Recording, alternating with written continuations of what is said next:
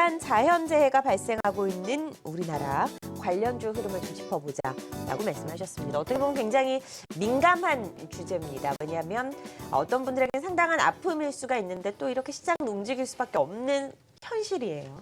지진이 났을 때 지진 관련주 상당한 강세를 기록을 했고 어제 또 태풍으로 집중적인 피해가 있었던 지역이 있었죠. 그런데 또 오늘 장에서는 움직이는 종목들이 있어요. 그런데 우리가 좀 짚어봐야는 될 것 같습니다. 이금원 차장님 하나하나 좀 확인을 해보도록 할까요? 네, 그래서 지난번에 경주 지진에 의해서 지금 전일 네. 제주, 울산, 중구, 태화강 부분에 지금 태풍 차박 피해가 좀 상황이 심각한데요. 먼저 지금 안타깝고 좀 심각한 상황인 게 사실입니다. 저도 그 유튜브 영상으로 봤었는데 그냥 눈으로 보기에만은 좀 마음이 많이 좀 아팠습니다. 그래서 정부라든지 지자체에 좀 빠른 지원 대책이 좀 필요하지 않나 싶습니다. 그래서 일단 비 피해 관련해서 어차피 이제 주식시장에서는 냉정하게 좀 그 판단하고 또 투자를 해야 되기 때문에 비 피해 관련주들에서 한번 말씀을 좀 드리도록 하겠습니다. 과거 이제 비 피해 장마 관련주들이 보게 되면 7월 달과 9월 달 이제 계절적인 성수기 테마로서 움직였었는데 뜻하지 않게 이제 10월 초에 이런 일이 일어났었는데 봤더니 이제 대부분 이제 장마 관련주를 보게 되면 이제 농작물들이 상당히 좀 많이 안 좋기 때문에 농작물 피해 관련주로서 이제 비료들 관련주들 뭐 대표적인 게 경농이라든지 조비, 남해화학 이런 종목들이 좀 많이 좀 움직였었고요. 그다음에 아무래도 이제 태풍이 있고 이제 집중 호우가 늘어나다 보면은 좀 폐기물들이 좀 많이 늘어나다 보니까는 폐기물 처리 관련주들 보게 되면은 뭐 대표적인 게 인선 ENT, 코엔텍이라는 종목이 있죠. 그래서 이런 종목들도 과거에 좀 움직임을 좀 보여줬었고요. 마지막에 이제 비가 오고 이제 뭐 침수 뭐 이렇게 있다 보면은 좀 제습 관련된 게 상당히 좀 필요하게 좀 보입니다. 그래서 제습기와 또 자동차 에어필터 관련주인 국내 대표적인 위닉스라든지 성창 오토텍까지 해가지고 아마 장마 관련주로서 상당히 좀 엮여 있는 게 사실입니다. 근데 아마 좀 많이 좀 마음은 좀 애석합니다만은 이런 관련주들이 또 하나의 또 틈새 테마를 누리지 않을까 또 현재 좀 보여주고 있는 상황입니다. 네, 알겠습니다. 자연재해 관련주를 우리가 좀 나눠서 이야기를 나눠봤는데 한피비님이 이런 어떻게 보면 단기적인 이슈에 그칠 가능성이 높은 종목들인데요. 어떻게 보시나요? 글쎄요. 일단은 저는 아직까지는 단기적 이슈로만 해석이 돼야 될 것 같다. 굉장히 짧은 시간이었거든요. 그래서 이것이 연장전산에 있을지에 대해서는 일단 퀘스천 마크라고 아직은 말씀드리고 싶은데 우리나라가 자연재해와 관련해서 이제는 동떨어져 있는 나라가 아니라 상당히 밀접해졌잖아요. 좀 지진이 일어나고 그다음에 이번에 태풍 피해까지 감안해 봤었을 때 그쪽에서는 이제는 자유롭지는 않겠구나라는 정도의 이쪽에 대한 그 종목을 바라보는 시각이 예전에과는 조금 달라질 수 있겠다라는 정도로서만 저는 좀 코멘트 드리도록 하겠습니다. 알겠습니다. 첫 번째 주제 이야기를 나눠봤고요. 더 하실 말씀 있으신가요? 아니 두 번째 이제 내용이 네. 에그플레이션. 네, 예고를 그래서 해주셨군요. 알겠습니다. 네네. 두 번째 주제 만나보도록 하죠. 화면으로 먼저 확인해 보도록 하겠습니다. 자, 3분기 실적 시즌이 다가오고 있습니다. 수급의 방향과 투자 유망주에 대해서 이야기를 나눠보자라는 의견입니다. 한표비님, 네. 이번 3분기만큼 별로 기대가 안 되는 시기가 없었던 것 같아요. 워낙에 2분기 좋았잖아요. 그렇습니다. 그래서 사실 좀 위축이 되는 것은 사실인데 그래도 뭐 유망한 섹터가 있을 것 같습니다. 어떻게 보시나요?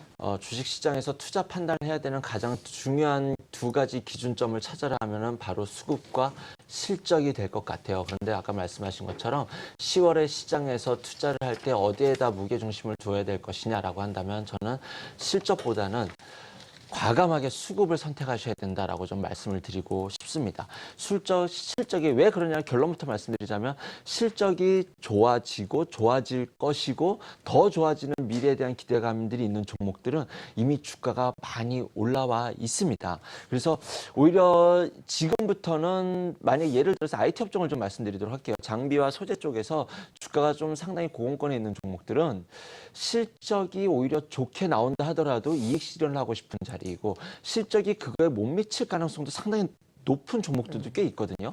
실적이 기대에 못 미친다면 주가는 당연히 바로 부러질 수 있으리라 바로 급격한 조정을 줄 수 있겠죠. 그래서 실적에 대해서는 조금 조심해야 된다. 반대로 아침에 카카오라는 종목을 말씀드렸지만 카카오가 그랬잖아요. 실적이 안 좋을 전망임에도 불구하고 바닥에서 급격하게 올라온 것처럼 실적에 기대감이 있었던 종목들은 지금부터는 실적 발표를 하는 시점부터 종목에 대해서 조금 조심을 해야 되고 조금은 조심을 해야 된다라고 좀 말씀을 드리고 싶어요. 그럼 거에 대비해서 오히려 수급에다 좀 초점을 맞춰야 될 것이다 라고 저는 좀 말씀을 드리도록 하겠습니다. 자, 일단 큰 그림의 수급을 좀 말씀을 드리도록 할게요.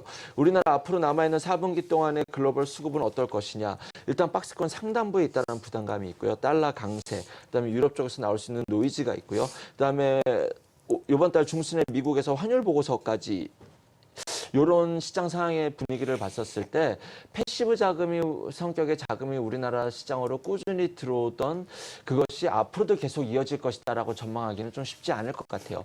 수급 상태가 앞으로 계속 좋게 이어질 것이다라고는 판단하기 어려운 상황 속에서 외국인과 기관들이 큰 그림은 좋지 않은데 그 와중에서 개별주 장세가 이어지는데 종목별 특성을 갖고 외국인과 기관들이 꾸준히 사는 종목들이 있다면 거기에는 조금 더 큰 의미를 갖고 지켜봐야 될 것이다라고 좀 말씀을 드리고 싶습니다.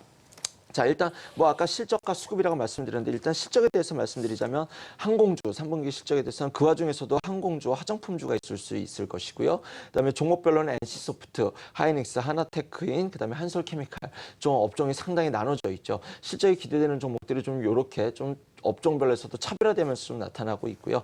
자, 계속 말씀드리지만 수급에 좀 무게를 두는 것이 안정적일 수 있을 것이다라고 말씀을 드리고 있습니다. 자, 어저께 이런 뉴스가 있었습니다. 국민연금에서 화장품과 제약주를 집중 매도를 했다라고 하면서 좀 중소형주의 안 좋은 뉴스다라고 말을 했는데요. 화장품주와 제약주가 안 좋아져서 거기다 같이 팔았고 그다음에 화장품주 사드 문제 때문에 팔았다 뭐 이렇게 이야기를 하고 있는데 저는 그것이 아니라 벤치마크 복제를 높이기 위해서 연기금이 큰 그림의 포트폴리오를 대형주로 편입을 늘렸다라는 거죠. 그 그림이 국민연금이 바꿨기 때문에 그 밑에 있는 기관들 그다음에 중소형 자문사까지도 큰 그림의 좀 이 벤치마크에 대한 고민을 안 해볼 수가 없는 시점입니다. 그래서 대형주의 포트폴리오를 바꾼 것을 굳이 나쁘게 저는 해석해서는 안 된다라고 말씀드리고 싶고요.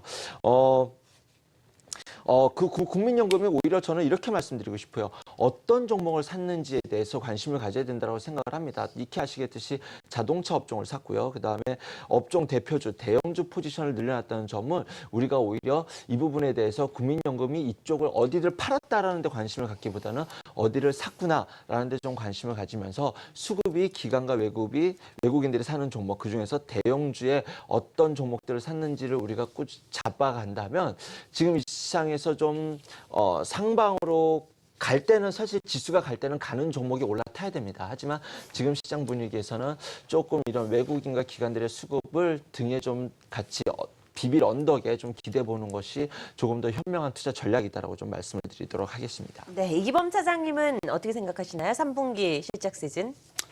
3분기 실적 되게 좀 많이 나눠져 있죠. 앞서 얘기 나왔다시피 그 화학정유주들, 그다음에 화장품, 뭐 건설 쪽으로 좀 네. 나눠져 있는데 아마 3분기는 시장에 큰 변화는 좀 없을 걸로 보여지고 있어요. 3분기 실적도 역시 마찬가지로 11월 달에 다음 달에 미 대선도 있고 지금 영국 테이퍼링, 그다음에 미국 12월 달에 금리 인상 부분이 좀 여러 가지 좀 많이 남아서 3분기는 말 그대로 대형주 움직임보다는 저는 개별 섹터 움직임이 좀 나타나지 않을까. 왜냐하면 지수는 2070선에서 계속 좀 묶여 있는 상태고 이제 만약에 관건이 달러 베이스가 1,100원대, 1,200원대 올라간다 손 치면 이제 외국인들 수급 변화에 나타나서 좀 나타나겠습니다만은 현재 포지션 그대로 플랫하게 간다면은 대형주 단보다는 아무래도 좀 중소형 개별 테마 종목이 좀 나타나지 않을까 좀 보여지고 있습니다. 알겠습니다.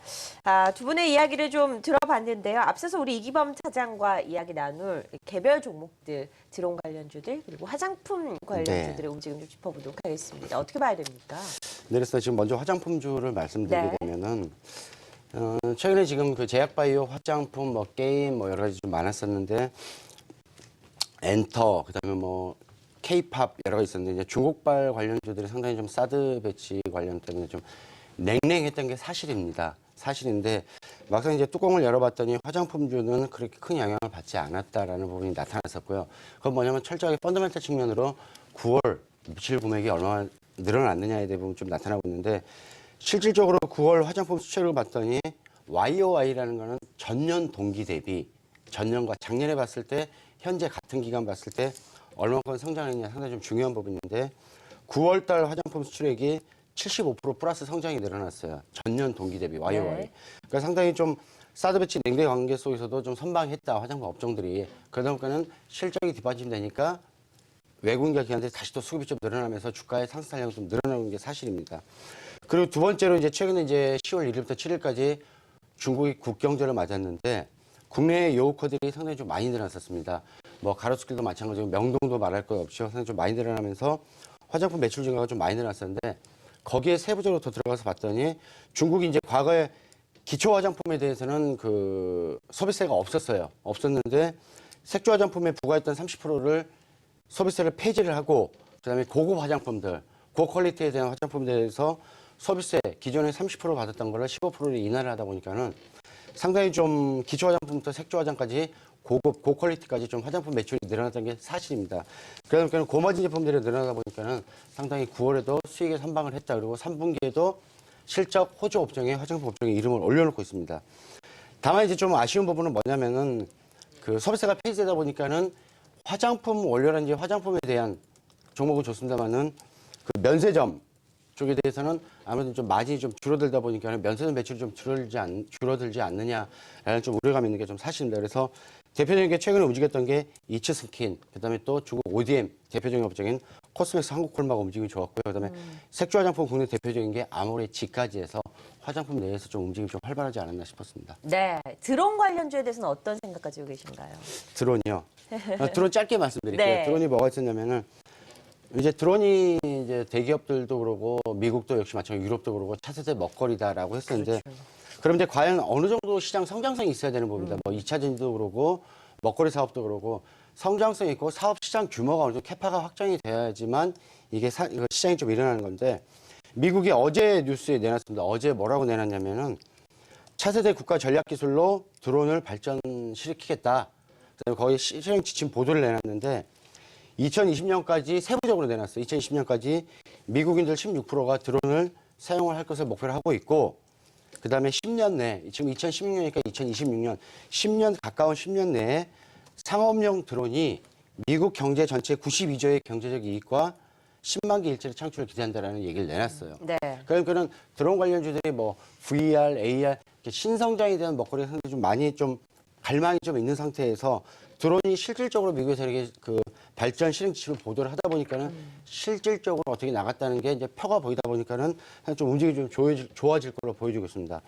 국내로 봤을 때는 우리나라에서도 국토부에서 지난 8월에 드론 비행 안전 정보 제공을 서비스를 지금 제공을 하고 있는 상태입니다. 지금 인터넷 가입자 수가 방문했던 수가 20만 부를 넘었으면서 꾸준하게 국내에서도 드론에 관련된 게 좀 늘어나고 있습니다. 그러면은 대표적인 게 국내 드론 관련주들을 봤더니 어떤 게 있냐면은 퍼스텍이라는 종목이 있습니다. 퍼스텍이 있는데 드론 생산업체 유콘 시스템 자회사를 보유하고 있고요. 네. 현재 국산화 레이저 드론 상용화 준비를 하고 있습니다. 그다음에 두 번째는 글로벌 드론 업체 DJI 제품을 국내에서 독점으로 판매하고 있는 제이시언 시스템이 있고요. 그다음에 대표적인 우리나라 뭐 항공 관련주죠. 한국항공우주 그 외에 MC넥스 드론용 카메라 시장 진출, 그다음에 세트레가의 PC 디렉트까지 해서 드론도 또 하나의 또 새로운 또 테마가 또 나타나지 않을까 또 보여주고 있습니다.